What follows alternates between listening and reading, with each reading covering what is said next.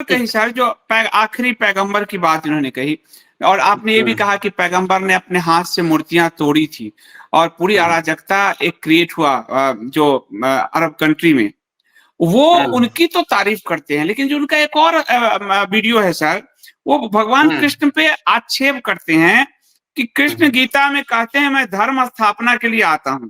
यह आदमी जिनको हम लोग भगवान करते हैं, कहते हैं उसको करें, यह आदमी पूरे संसार में धर्म स्थापना के लिए तो आ गया, लेकिन द्वारका में धर्म स्थापना ना कर सका। टोटली फेल हुआ ये द्वारका में। उसकी जनता, उसके बेटे सब झूमकर शराब पीते थे, द्वारका के राजमार्ग पर शराब पीते थे।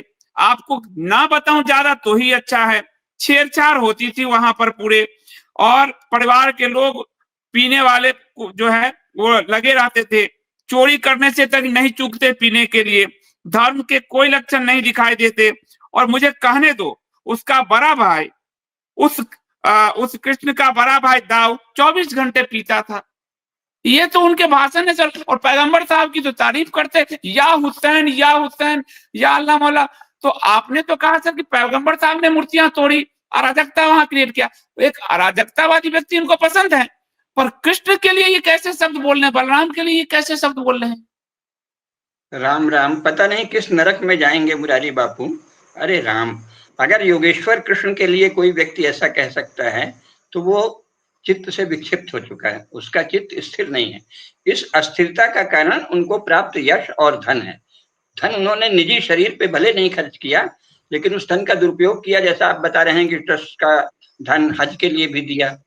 तो यश और धन दोनों पाने से इनका मस्तिष्क विकृत हो गया है कि ऐसा व्यक्ति ही भगवान श्री कृष्ण के विषय में इस प्रकार का प्रलाप कर सकता है और हलधर बलराम के विषय में इस प्रकार का प्रलाप कर सकता है। और इसलिए कि हिंदू धर्म भारत के शासन के द्वारा संरक्षित नहीं है, तो हिंदू डरे हुए हैं। अन्यथा जो कृष्ण और भगवान श्री कृष्ण और भगवान हलधर की ऐसी निंदा करे, उसको तो जीवित रहने का ही अधिकार नहीं।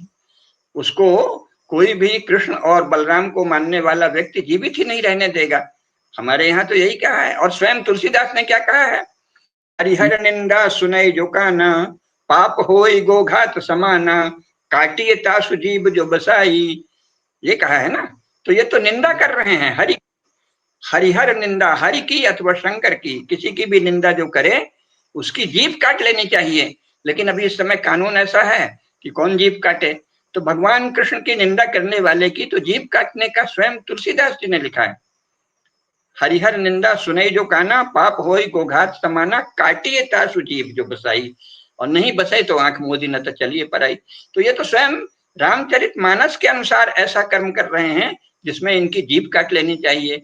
लेकिन वर्तमान कानून में कोई नहीं काटेगा, क्योंकि कानून नास्तिक शासन का है। तो भी किस गति को प्राप्त होंगे?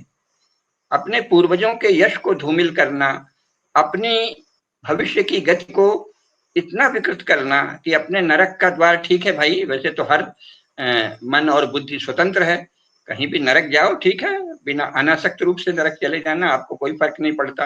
कुछ लोग कहते हैं ना, हम अनासक्त हैं तो स्वर्ग जाएं या नरक जाएं, हो सकता है इनकी ये दशा हो गई हो।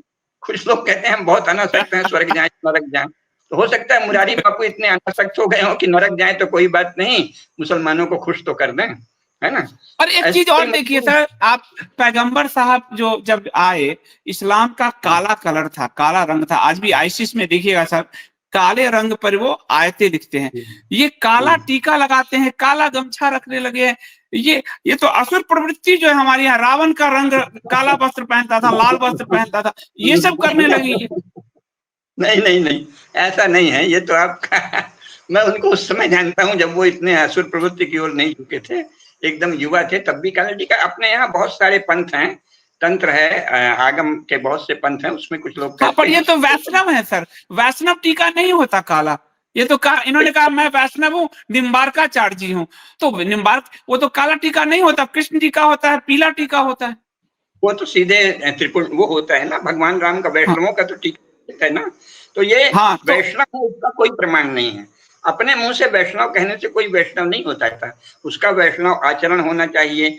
और जो वैष्णव है वो किसी भी स्तर पर कुरान की बात नहीं कह सकता। जो सनातन धर्म के नाश करने की प्रतिज्ञा करने वाला पंथ है, उसका समर्थन करने वाला वैष्णव तो क्या हिंदू ही नहीं हो सकता? वो तो हिंदू समाज असंगठित है। और अंग्रेजों के बाद ट्रांसफर ऑफ पावर जवाहरलाल को हुआ और अब सारी पार्टियां जो हैं वो उसी चक्कर में हैं, तो वो एक तरह का नास्तिक शासन चला रहे हैं। अन्यथा जो इस तरह से इस्लाम को अपना माने, उसको तो हिंदू कहने का अधिकार ही नहीं है। तो मुरारी बापू तो हिंदू ही नहीं है अगर शास्त्रीय ढंग से देखें तो जब तो फिर काहे के वैष्णव और काहे के क्या? जो तो आदमी कहे हृदय में कुरान है वो हिंदू नहीं है।